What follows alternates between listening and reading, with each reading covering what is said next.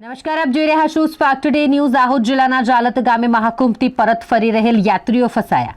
ખાનગી બસ માલિકની બેદરકારીના કારણે મુસાફરો અટવાયા છે। ગાડીમાં ડીઝલ પુરાવી દેતા બસ માલિક દ્વારા પેટ્રોલ પંપના માલિકને રૂપિયા ન આપતા મુસાફરો અટવાયા હતા। ગુરુકૃપા ટ્રાવેલ્સ દ્વારા મહાકુંભમાં દર્શન કરવા માટે આયોજન કરાયું। મુસાફરો દ્વારા પૂરેપૂરા રૂપિયા આપી દીધા હોવા છતાં પણ મુસાફરો અટવાયા છે। 6 થી 7 કલાક સુધી મુસાફરોને ભારે હાલાકીનો સામનો કરવો પડ્યો। ગુરુકૃપા ટ્રાવેલ્સના માલિકે આ મામલે મૌન ધારણ કર્યું।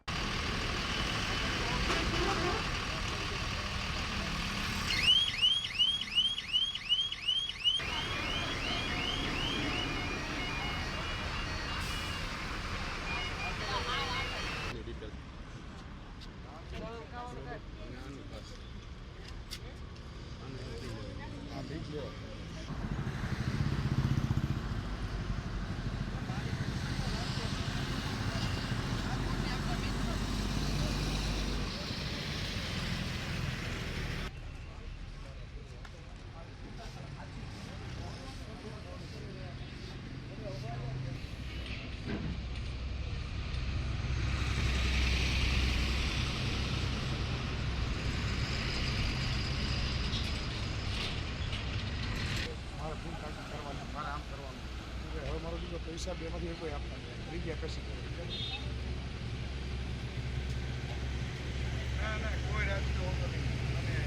बस मालिकનું નામ છે અશોકભાઈ ડેર અને અમે 4:30 વાગ્યાના અહીંયા બેઠા છીએ। એ ભાઈ પૈસા નથી નાખતા, પછી અમે પૈસા ભર્યા હતા એ અમે બેચ કરી છે। કઈ કંપનીની બસ છે? કઈ કંપનીની બસ છે? અમે બધે પૈસા ભર્યા, વ્યવસ્થિત પેકેજ એને બતાવ્યું। આયોજક અમીબેન છે।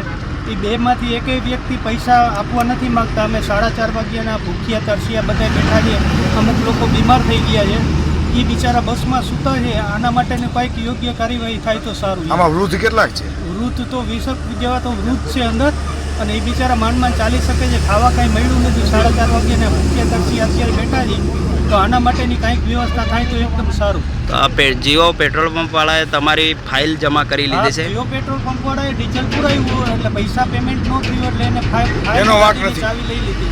એનો કંઈક વાંક નથી, નિર્દોષ છે। પણ પૈસા આપ્યા વગર તો એ ભાઈ ક્યાંથી ચાલવા દે બસને? એટલા માટે અમે અહીંયા બેઠા છીએ। તો એની અંદર તમને ગુરુકૃપાની સર્વિસ સારી નહીં મળતી? નહીં, જરાય નહીં। ઓકે।